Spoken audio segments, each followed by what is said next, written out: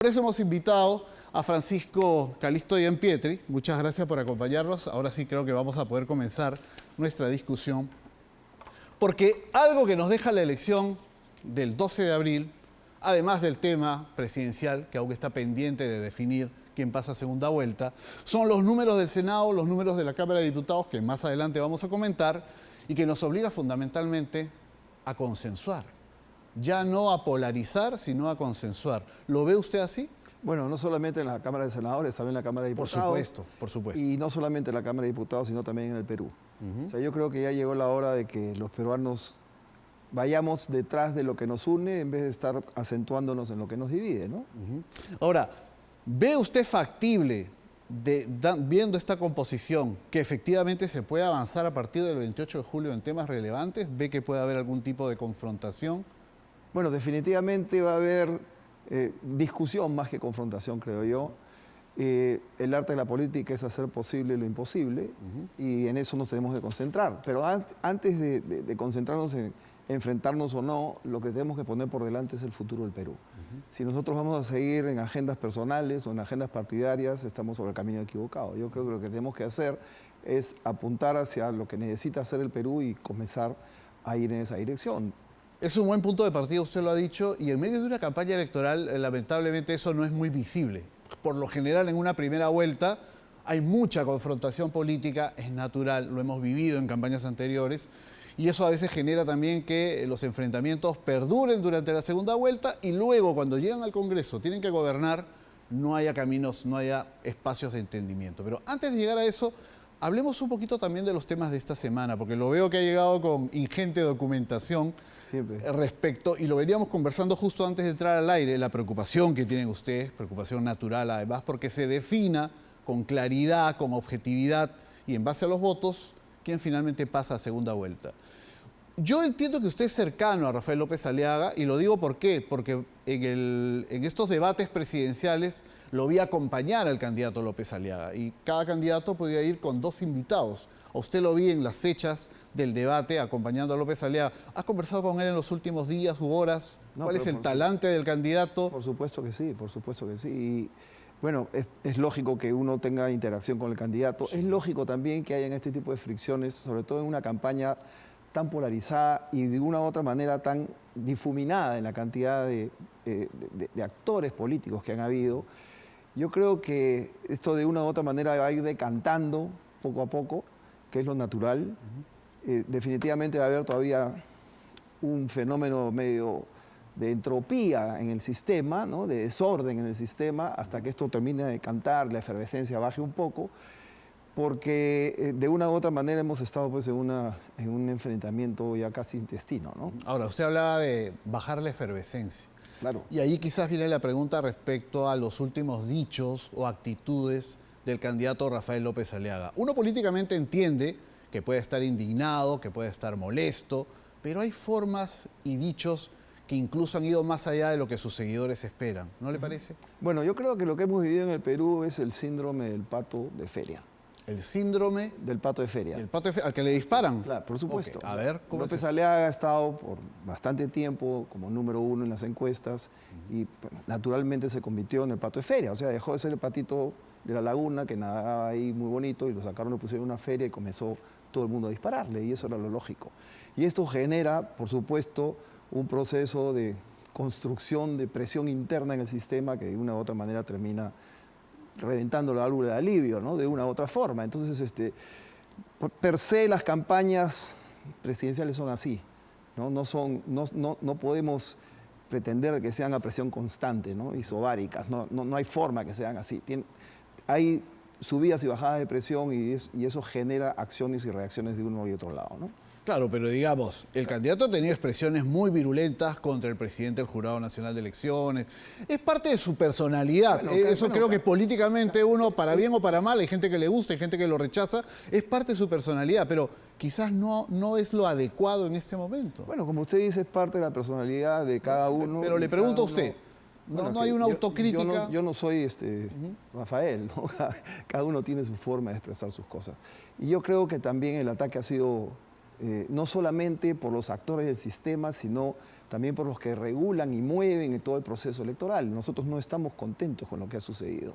Y es lógico, después de haber visto este proceso tan maculado, por decirlo de una u otra forma, ¿no es cierto?, en donde hasta el día de hoy no sabemos exactamente qué cosa es lo que ha pasado y cuánta gente ha sido afectada en un derecho tan fundamental como el expresar la voluntad popular. Entonces, y dentro de esto comenzamos a ver señales que se comienzan a disparar que no solamente estriban en la mala organización, entre comillas, del proceso, sino en una posible manipulación del mismo. Entonces, ante todo este sistema, definitivamente hay reacciones que uno tiene que, de una u otra manera, yo le preguntaba expresar, ¿no es cierto?, acerca de si se había reunido con Rafael López Aliaga, había hablado con él, un poco para que nos cuente exactamente qué es lo que pide en este momento el candidato. Porque inicialmente, en algunas declaraciones, presentaciones que tuvo como manifestaciones de protesta, incluso se habló de insurgencia.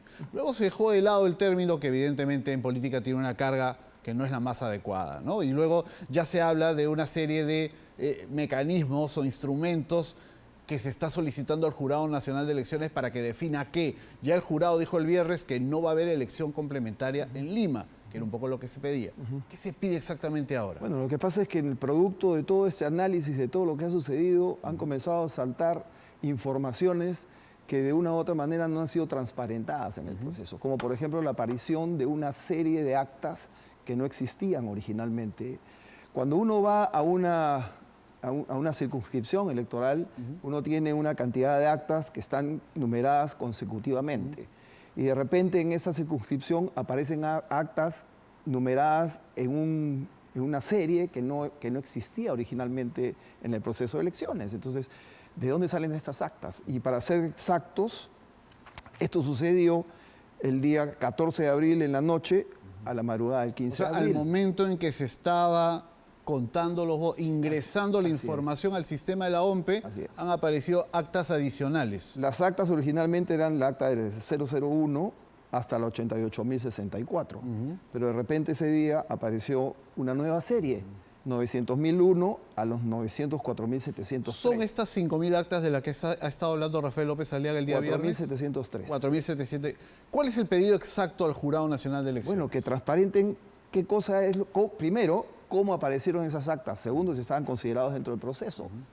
La OMPE ha ido aclarando desde su perspectiva, ¿no?, señalando que son actas que existen desde siempre. Esta serie 0-900.000, que corresponde a centros poblados, ha ido dando respuesta, pero esa respuesta a ustedes no lo satisface. No, porque no es exacto. ¿Qué es lo que le piden entonces al jurado? No es exacto porque se ve que estas actas han sido introducidas en diferentes circunscripciones electorales, no necesariamente solamente en centros alejados de la población. Ahora, ustedes tienen la sospecha entonces de algo irregular.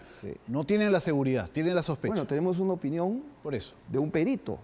Perito de parte, perito de ustedes. Sí, perito de parte, por supuesto. Pero esto es material suficiente porque esto ha sido informado a la Contraloría, a la OMPE, al jurado, a la DIRINCRI, etcétera. De todo lo que ha sucedido es un informe de parte, por supuesto, pero tiene 200 páginas y está bastante bien nutrido, identificando acta por acta, en donde se ve que ha habido un ingreso de datos, por ejemplo, en el día 15, y 4 días después recién se ven las actas. O sea, ustedes tienen toda una ruta de aquello que han detectado como irregularidad. Entonces la pregunta, porque entiendo yo, Francisco, que este reclamo no se va a perennizar por los meses de los meses. Tiene que llegar un punto en que haya una respuesta que sea satisfactoria o no, pero que sea una respuesta. ¿A quién se le están solicitando? Pero, al Jurado Nacional de Elecciones. Tiene que ser el Jurado Nacional de Elecciones. ¿Ellos qué tienen que hacer? ¿Un peritaje? Se tiene que pronunciar inmediatamente. No es muy difícil hacer Pero por eso, para entender qué es lo que ustedes piden, es un peritaje al sistema de la OMPE. Así es. ¿Quién tiene que hacer este peritaje? El Jurado Nacional de Elecciones, a través de un concurso de peritos para que participen y levanten la información. O sea, la información que tenemos nosotros, ¿qué cosas es toda esta información de manejo de las actas, qué cosa concluye? Acá hay una hoja de conclusión y que dice que, por ejemplo, las firmas de las actas electorales a las cuales nosotros nos estamos refiriendo no corresponden a un solo puño gráfico, Ok. sino a varios. Entonces, ahí hay un problema. Para entenderlos, porque no somos peritos y no No, vamos no. a auditar este material, No, no, pero no. para entender cuál es la vía de salida legal que ustedes exigen. Entonces, le han presentado ya al jurado este pedido de una auditoría al sistema de la OMPE. Así es. ¿En cuánto tiempo tendría que responder? Porque la OMPE espera entregar resultados en unos días más y el jurado proclamar los resultados de la primera vuelta antes del 15 de junio. Bueno, esperemos que no pase lo mismo que pasó en la elección anterior con el mismo señor que ha llevado estas elecciones y que se apelen al proceso preclusivo y después digan, bueno, esto ya precluyó, ya no se puede hacer nada y termine siendo No, pero, un tema de índole forense. Digamos que ¿no es el cierto? pleno del jurado y el presidente del jurado es otro. Yo sé. Distinto al del año 21. Yo lo sé. Por eso, Yo lo sé. ¿cuál es el plazo que ustedes aguardan una respuesta Bueno, sobre este tema? Esto debería ser expeditivo. A ver, estamos en el proceso más importante de este momento en el Perú.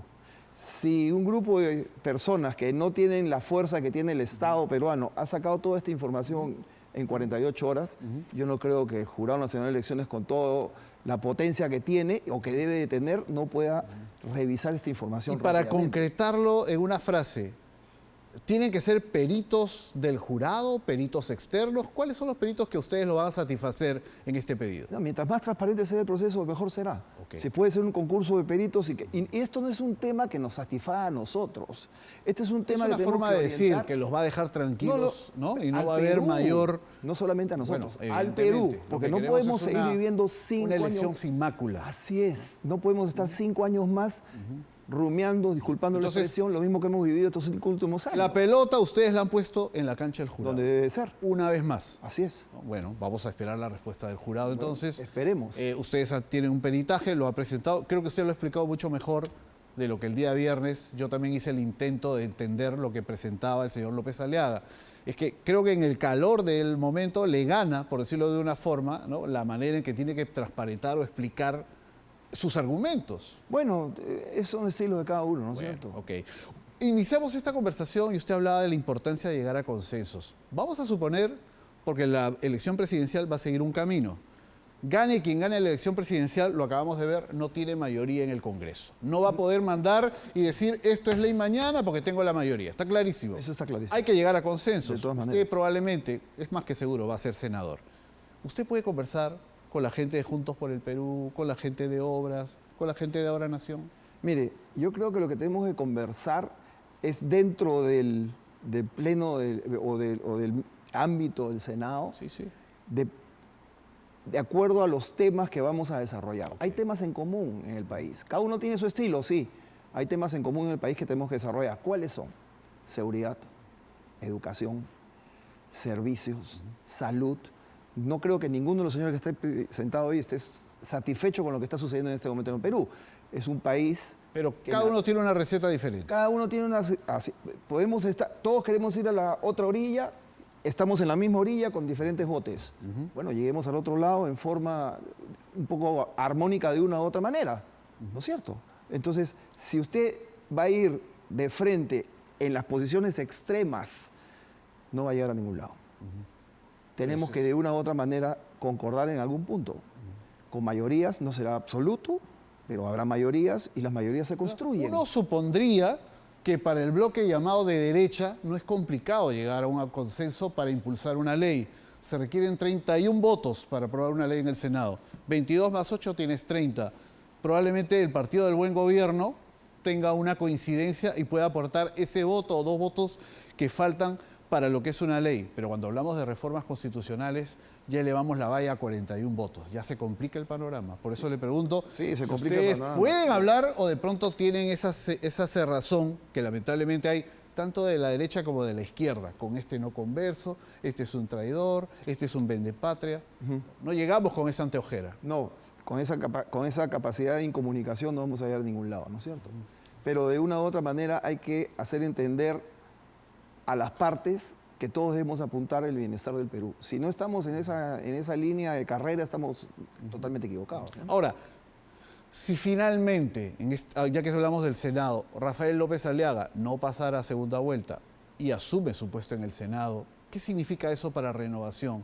Tener al candidato, al líder del partido en el Senado. al lado de ustedes? Yo creo que independientemente de la persona, es sano que un líder de un partido esté en el Senado de la República o de repente también en el Congreso, en diputados, ¿no? Que sea parte de la vida política del país y que no se abstraiga de la vida política desde su Un trinchera de escritorio o combate, ¿no? una torre de marfil, como sea en el caso de porque algunos líderes. En ¿no? el caso, bueno, en algunos líderes. En el Claro. caso de López Aliaga no es así. Él no está en su escritorio, él está caminando un día así y el otro también. Entonces usted siente que él estaría presente con la bancada del Bueno, yo Senado creo y que sería por tanto con diputados, que estaría en el otro piso, en realidad. Bueno, definitivamente hay que articular con diputados, porque si no articulas con diputados, senadores no van a poder hacer nada, ¿no? No, claro, las iniciativas legislativas parten de la Parten Cámara de del- Diputados, así es. ahí se aprueban Así es. y al contrario, el Senado es la Cámara importante porque puede dejar de lado un proyecto que está mal enfocado o simplemente dejarlo de lado por completo, con lo Bueno, cual muere ahí, se archiva. Esa es la naturaleza del Senado, esa es la Cámara reflexiva, ¿no es cierto? Usted- Esperemos que vaya en esa dirección, ¿no? Usted en campaña hablaba mucho en el tema de seguridad, porque es un tema además al que usted se ha sentido vinculado Sí. permanentemente. Ha hablado, por ejemplo, de volver al tema de los jueces sin rostro, Sí. de que la delincuencia, la criminalidad organizada sea incluso juzgada en tribunales militares. Así es. ¿Usted cree que va a poder implementar estas medidas con este Congreso? Bueno, lo plantearemos y veremos cómo desarrollamos el tema, ¿no es cierto? No podemos entrar en la negación absoluta desde el inicio, de lo contrario nos vamos a ir contra la pared. Entonces tendremos que plantear la fórmula y ver cómo la desarrollamos, ¿no? Pero entonces, ¿cuál sería esa prioridad? ¿Con qué arrancaría usted, en su caso concreto, desde el Senado, desde el Legislativo? Mire, impulsar proyectos de ley que tiendan a la pacificación del país. Yo creo que ya no podemos seguir en esta vorágine involutiva que nos lleva al último sótano, el 9º círculo de Dante, y cuando creemos que ya estamos en el sótano, al día siguiente nos damos cuenta de que podemos irnos más abajo. Entonces, si seguimos en esta espiral, vamos a seguir destruyendo al país, y lo que tenemos que hacer es pacificar al Perú. Entonces, tenemos que ponernos de acuerdo en eso, en las reglas claras, en los marcos legales que sustenten el accionar de los actores del Estado, y el leviatán del Estado no puede ser minimizado por la acción de los grupos que son enemigos de la paz en el Perú. Y eso es lo que nosotros tenemos que hacer. Ya hay algunas voces que señalan que esta representación, tanto de los candidatos a la presidencia, se está llegando a la segunda vuelta con menos de 3 millones de votos, ¿no? O los candidatos al Congreso en realidad no reflejan la diversidad y el tamaño del elector, ya que estamos hablando de 27 millones que debían votar, pero al final una representación que es mucho más reducida, que hay muchos que se quedan fuera porque no pasaron la valla. ¿Cómo se responde a eso? Bueno, yo creo que el marco Ya van a empezar a decir, estos no me representan. Bueno, eso lo van a decir definitivamente, ¿no? Pero tenemos que entender ¿Cómo se responde? que no porque necesariamente abramos el abanico de opciones políticas como se abrió en esta última elección y tuvimos una cédula que a los chicos le bautizaron como el cedulón, que tenía 37 organizaciones políticas, le estábamos haciendo un favor a la democracia. Flaco favor creo que le hemos hecho a la democracia, porque lo que hemos hecho es debilitar a los partidos políticos. Y mire cómo hemos terminado con partidos políticos fuera de la escena política Bueno, del yo Perú. le cuento un dato, don Francisco, que es interesante, porque muchos se preguntarán, de los 36 candidatos presidenciales que llevaron además listas al Congreso, ¿cuántos pasaron el 1%? ¿Cuántos de los 36 pasaron el 1%? Mejor dicho, no lo pasaron 23. De 36, 23 no pasaron del 1%. Y hay 4 candidatos que han sacado menos del 2%. Hemos podido ir a una elección presidencial con 9 candidatos, Así es. que son los que están de 2 en adelante. Así es. ¿No? Entonces, claro, esta dispersión ya nos estamos hablando de un primer fracaso, ¿no? Sí. Y va a ser peor en las elecciones municipales y regionales, porque vamos a tener todos estos actores que, dicho sea de paso, no han pasado la valla electoral, sin embargo van a participar con partidos que ya el día de hoy ya no tiene, como en el caso de Obras, por ejemplo, ya no tiene su líder, entre comillas. Y un programa. Ya no es un partido. Y de ahí vamos a sumar a todos los movimientos regionales. Entonces, imaginémonos cómo va a ser esa cédula, que dicho sea de paso tiene que ser diferente para cada región Claro. y entonces este asunto va a ser mucho más complicado. Claro, es un año convulso, ¿no? Porque diversificar, en lo político, porque tenemos elecciones, como usted ha señalado, regionales y municipales en octubre. Diversificar la plantilla con más actores no necesariamente fortalece la todos democracia. estos partidos que no han sacado 1% pueden participar en la elección porque se Así cancela la inscripción todavía a partir del próximo año. Así es. O sea que Entonces, pueden participar así hayan sacado 0.1. puede ganar un alcalde por un partido que ya no existe. Teóricamente ya no existe, porque a partir del 1 de enero ya no va a existir. Entonces, ¿a quién le va a rendir cuentas? Eso no es fortalecer la democracia. Eso es debilitar el sistema político en el Perú. Y yo creo que eso es un gran error que comenzó en la época del señor Vizcarra, ¿no? Una pregunta que muchos en la derecha se harán es, si no pasara Rafael López Aliaga, Renovación Popular claramente llamaría a un voto por Keiko Fujimori en segunda vuelta. A ver, yo creo que está partiendo usted de una premisa que no es exacta. Por eso digo, si fuera el caso. Entonces, responda. pero vayamos Claro. paso por paso. Como decía mi abuelita, la escalera se sube paso por paso. Si usted se va de frente a la azotea, se va a tropezar y se va a caer. Esperemos que ver qué cosa es lo que pasa. Y de acuerdo a eso, actuaremos nosotros en consecuencia. Pero no descarta que pueda haber un pronunciamiento. Yo no descarto que no hagamos nada en favor del Perú.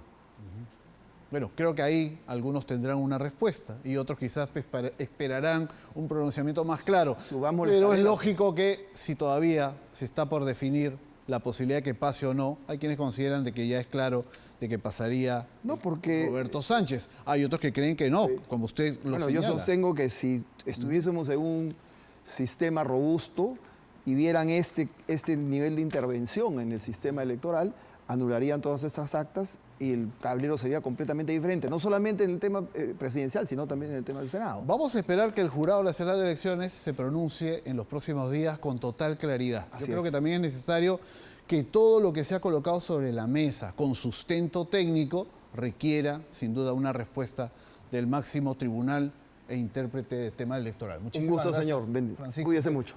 Hemos conversado el día de las elecciones, pero todo ha sido muy rápido y ahora viendo un poco el panorama un poco más calmado es un decir, podemos proyectarnos respecto a lo que significa el trabajo del Congreso. Creo que ahí van a tener una tarea muy importante.